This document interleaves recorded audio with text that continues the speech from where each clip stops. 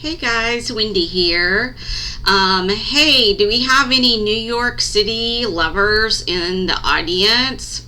We just got back from a trip to the Big Apple in July.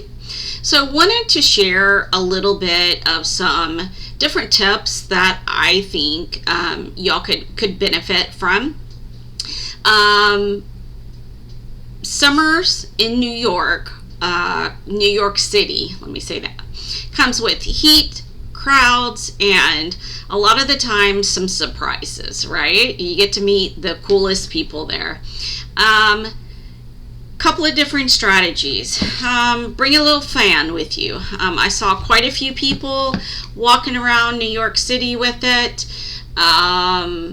It adds just a little bit of coolness to you, and when it's really hot and humid, which, you know, it's mid 80s, so the low 90s, but it's very high humidity. So you want to make sure that you're packing breathable, light clothing, nothing really dark. T-shirts, sundresses work really well. Hats are also really good because it keeps the sun from beating down on you, and it just makes things cooler. And then you have the fan, and that is amazing. Now make sure that you're booking, when you book your destination, that you book early and make sure that you plan ahead.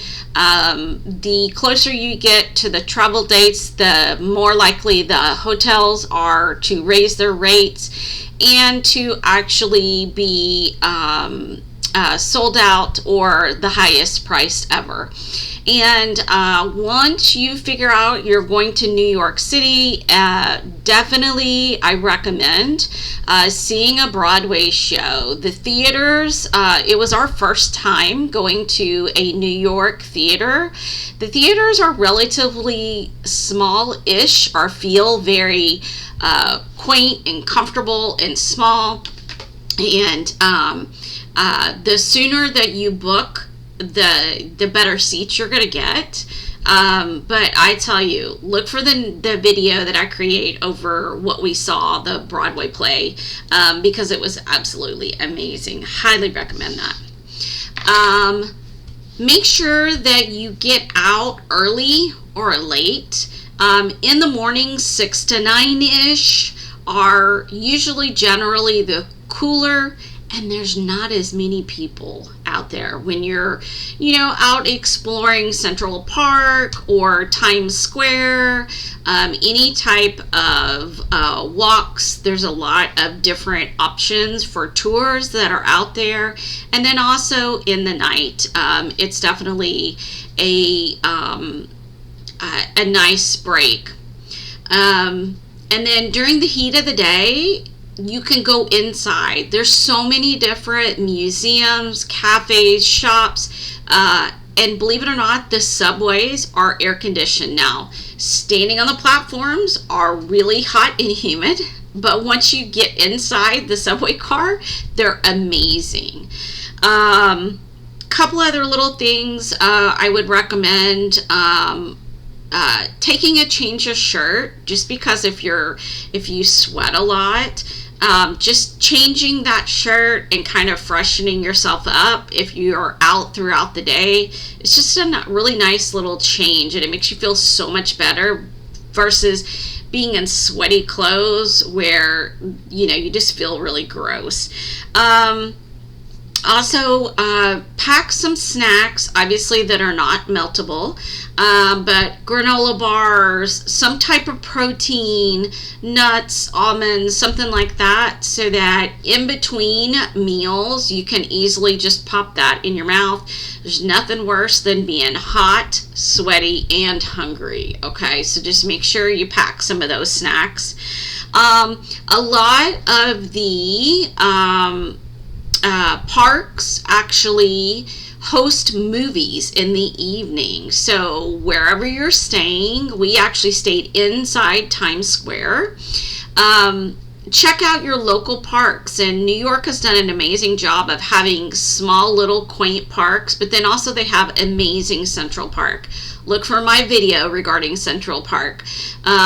But it was just absolutely amazing. They kind of felt like we've traveled to Europe, and it kind of had that European feel to it. It was very small and quaint, but yet the New Yorkers were just out there, and some were reading books, and some were just sitting out there looking on their phones, I guess getting out of their apartments. And then make sure you get close to the water. You can take a free ride on the Staten Island ferry. You can look at the skyline views, which are absolutely amazing. And then just being down by the water is amazingly cool. Okay. There's a lot of different events that actually happen in July. There's the Macy's 4th of July fireworks show. We were not there for that. But they also do have Coney Island Broadway fireworks every Friday night. And there's also a really cool thing, and it's called Shakespeare in the Park. There's also different concerts. There's different jazz festivals. Again, check out my video regarding Central Park. I got some video on that, so look for that. And just try your best to plan as much ahead as you can. Leave some flexibility in your schedule, but as far as your meals, plan your breakfast, your lunch, and your dinner, just generally speaking. But be free to explore the environment, because there's so much different atmosphere that's out there. There's local vendors actually have pizza slices. There's Joe's, which we ate at, that's near Times Square. Absolutely amazing. We actually cut the line, didn't realize we cut the line until after the fact, but the line was actually out the door. Then there's also Chelsea Market. There's different happy hours that are always happening. So just be mindful over, where you are and what you're doing. Be safe, but it's amazing fun. Really enjoyed visiting New York City in July. See you soon.